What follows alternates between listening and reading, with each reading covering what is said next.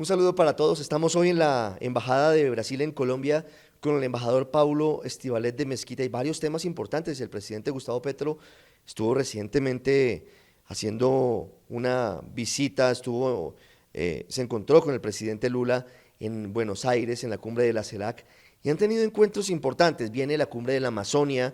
Hay varios temas cruciales, entre otros discusiones como una posible moneda común para América Latina, que hoy están en la agenda de nuestro continente, y por eso hoy queremos hablar con el embajador Estivalet de Mesquita. Embajador, muchas gracias por estar con nosotros, gracias por recibirnos en la embajada. Muchísimas gracias, bienvenido a la embajada y gracias por la oportunidad.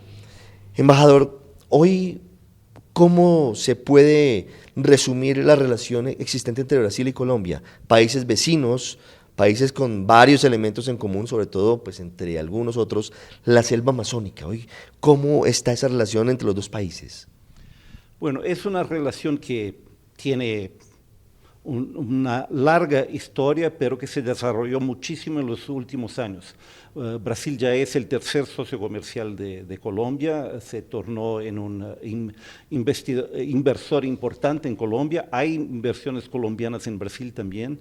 Hay muchísimos estudiantes colombianos que vienen a Brasil, aumentan los flujos turísticos, pero sin embargo hay un enorme potencial aún por desarrollar, y nosotros vemos la sintonía que hay entre los gobiernos de Colombia y Brasil en este momento como algo que nos empuja a hacer que progrese más rápido.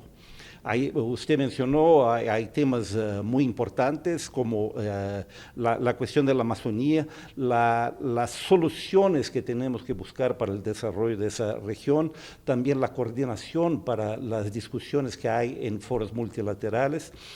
También en términos económicos, le dije que ya está a un buen nivel la relación, pero hay muchísimo más que podemos hacer. Entonces hay varios temas, muchos retos comunes, podemos aprender los unos con los otros, haciéndolo junto lo haremos mejor que solos. O sea, lo vemos con mucha ilusión y muchas ganas de desarrollar la relación. A pesar de que es pequeña, existe una frontera común entre Colombia y Brasil. Hoy, ¿qué está pasando en esa frontera? Por el lado brasileño está Manaus, si no estoy mal, está la zona cercana a ese estado. Por Colombia está el Amazonas y Leticia. Hoy, ¿cómo está la frontera por el lado de Brasil? Bueno, es una frontera de 1.600 kilómetros, o sea, no es tan chica, pero es verdad que la población es relativamente pequeña. Entonces nosotros tenemos el único punto urbano de contacto es entre Leticia y Tabatinga del lado brasileño. Hay una serie de proyectos de cooperación porque hay que también ayudar el desarrollo de la gente que vive ahí, permitiéndoles que puedan transitar, utilizar los servicios de un lado y otro, les mejoramos las condiciones de vida. Al mismo tiempo tenemos que enfrentar juntos el reto del crimen transnacional. O sea, el crimen muchas veces trabaja mucho más rápido que los gobiernos. Entonces, cuanto mejor sea nuestro diálogo, la cooperación, y que ya es bastante bueno, o sea, no hay ninguna dificultad, al revés, hay muy buena coordinación entre nuestras fuerzas de seguridad, pero hay que mejorarlo todavía más. Y hay que trabajar juntos en la mejora de los servicios, el internet, la educación, la salud, para que la gente que vive ahí se sienta también motivada a trabajar en la conservación que todos queremos que haya en Amazonía. Entendiendo, y es muy importante lo que usted dice, a veces temas burocráticos en todo el mundo demoran o retrasan las decisiones. ¿Ya hay alguna línea sobre esa cooperación binacional para mejorar la condición de vida de los habitantes de Leticia y de Tabatinga? ¿Algún proyecto que concretamente pueda hacerse en el corto plazo? Bueno, hay cosas que ya se hicieron. O sea, entre las dos ciudades se desarrolló en un momento un crecimiento urbano desordenado. Ya hay proyectos que llevan años para mejorar eso y para urbanizarlo bien. Hay también otros proyectos que sirven para toda la Amazonía. Por ejemplo, la Organización del Tratado de Cooperación Amazónica viene trabajando desde hace tiempo en la ampliación del monitoreo de las lluvias y del nivel del agua de los ríos. Con eso se puede ayudar a la defensa civil para evitar que las inundaciones que son regulares en esa región tengan un impacto negativo. O sea, hay también muchas más ideas de investigación conjunta, cosas que algunas ya están en marcha, pero hay otras también en las que estamos trabajando y conversando para avanzar.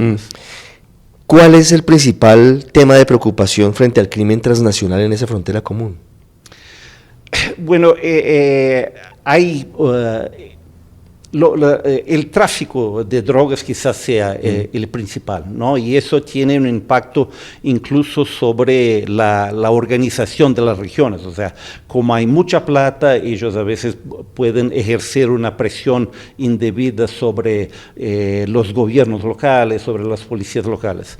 Ese es lo más difícil. Como tenemos transporte por el río, tenemos que trabajar juntos para que de una parte no se impida el tráfico honesto de la gente que trabaja ahí, el que permitirá la ampliación del comercio y al mismo tiempo combatir el transporte de mercancías ilegales. Sí. Embajador, la Amazonia es uno de esos temas fundamentales que unen a Colombia y Brasil. La deforestación, la tala de árboles, de bosques, tanto en territorio brasileño como en el territorio colombiano, es una de las principales preocupaciones. El presidente de Colombia, Gustavo Petro, en diferentes foros ha planteado la idea de que se haya un canje de deuda externa por la posibilidad de un compromiso decidido por preservar la Amazonia, algo en lo que también está Brasil. El presidente Lula también ha dicho es fundamental proteger la Amazonia. ¿Cómo se va a hacer ese plano? ¿Qué se sabe sobre, por ejemplo, la cumbre de la Amazonia que encabezarían los presidentes incluso de Francia, porque sería de todos los países hoy que comparten esa zona? Bueno, uno de los retos más difíciles es hacer con que la gente que viva ahí vea que tiene perspectiva de desarrollo. O sea, la gente está ahí, no quiere simplemente ser el guardián del bosque, sino que quieren también buenos empleos, que necesitan educación, salud, acceso a la tecnología. Y eso es un reto que enfrentamos en forma común. O sea, cómo se puede hacer que la preservación del bosque también le permita oportunidades de trabajo productivo a la gente. En algunos casos, como ha planteado el presidente Petro, se tiene que buscar formas de recompensar a la gente que hace la conservación. Y para eso los recursos no pueden venir solamente de la región. O sea, hay sí que trabajar en la bioeconomía, ver cómo ellos pueden producir en forma sostenible cosas que tendrán mercado, pero más allá de eso también se necesitan recursos externos. Por eso la importancia de que quienes critican o exigen o esperan que haya la conservación de la Amazonía también contribuyen, incluso los países desarrollados. Eso es un área en el cual tenemos retos comunes. Usted mencionó algunos desafíos, el corte de árboles, pero hay también la minería ilegal, por ejemplo, que requiere coordinación de las fuerzas de seguridad para combatir estos crímenes. Entonces, hay muchas cosas. Ya hemos trabajado en algunas de ellas en conjunto, Brasil y Colombia. Los dos somos los dos países con más biodiversidad en el mundo. Y entonces, esa conservación de la biodiversidad que le trae beneficios no solo a nosotros, pero también a otros países, también es algo que necesita contar con el apoyo financiero de otros países. ¿Cómo es la idea del presidente Lula de crear una moneda común de la CELAC o del área de Sudamérica? Inicialmente una idea que le propuso al presidente argentino Alberto Fernández. Eso, algunos han visto que podría ser una medida positiva, otros dicen que no lo sería tanto o que no sería realizable. ¿Cuál es la propuesta? ¿Cómo es la idea del presidente Lula? Bueno, en este momento lo que se está planteando es más bien una unidad de cuenta. O sea, no sería una moneda completa, algo que sustituiría a las monedas nacionales. ¿Se mantendrían las monedas nacionales? Se mantendrían las monedas nacionales, sería unidad de cuenta que haga más más fáciles y menos costosas las transacciones comerciales, sobre todo. O sea, no es un proyecto de integración como otras monedas comunes. No sería una moneda completa. Entonces, la idea es algo que facilite el comercio. El comercio ha crecido en los últimos tiempos, pero por supuesto todos nosotros enfrentamos los retos de la fluctuación de los tipos de cambio, el sistema financiero que a veces es muy costoso. Entonces, la idea es facilitar más y no sustituir lo que existe hoy. ¿Incluiría Colombia? Digamos, la idea es en la región completa. Estaría abierto a todos los países de la CELAC. Esa es la idea. Evidentemente, eso se va a discutir. Requiere estudios, requiere que se involucren los agentes que van a utilizar la moneda. Entonces no es algo que se hace del día a la noche. Pero por supuesto que a nosotros nos encantaría que Colombia sea parte. ¿Eso favorecería eventualmente a quienes hagan viajes entre los dos países o beneficiaría generalmente a quienes hacen grandes transacciones o entre estados, digamos? Es algo que está en abierto, pero quienes viajan, como los turistas, en general necesitan la moneda como medio de pago. Eso se está planteando más bien como medio de cuenta y para grandes transacciones. Pero evidentemente, en la medida en que eso se realice, se podrían ampliar las formas de utilización. Embajador, Brasil tiene unos destinos turísticos maravillosos. Colombia también tiene cómo ofrecer unos destinos turísticos a los brasileños. ¿Cómo se puede aumentar el turismo entre los dos países? Se lo pregunto porque seguramente pueden llegar muchos más brasileños a nuestro país, aunque llegan bastantes anualmente.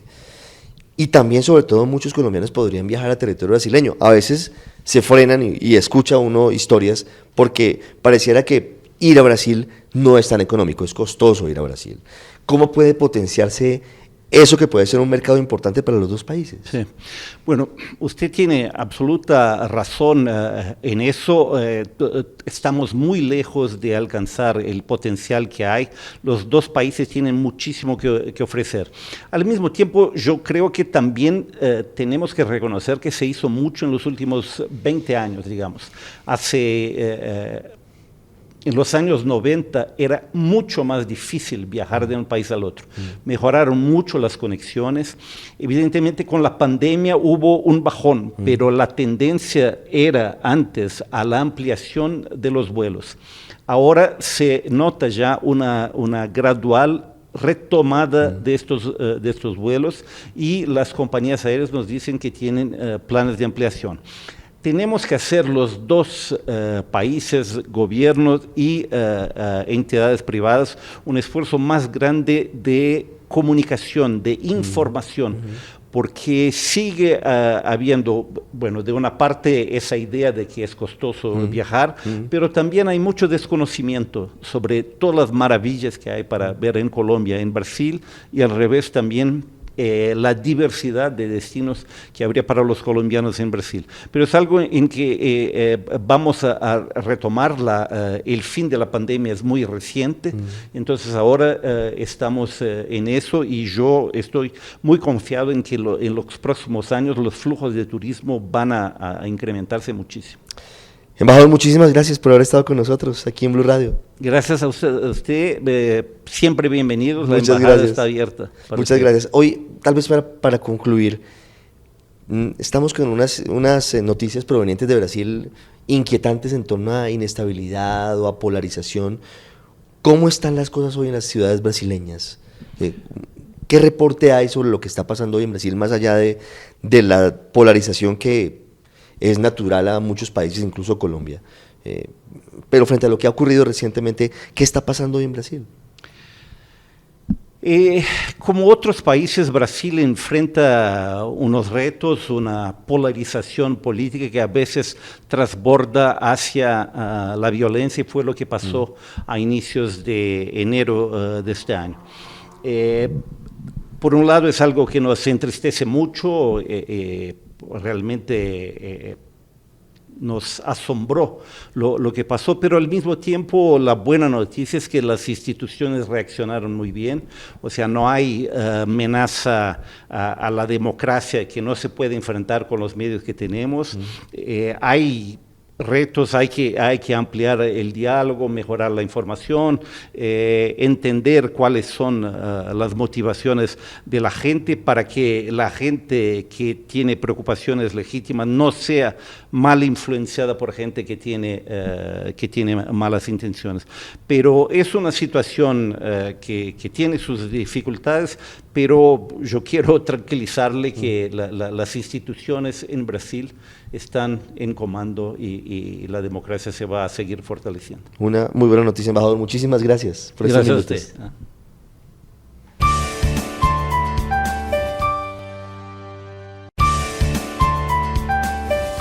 Blue, la alternativa.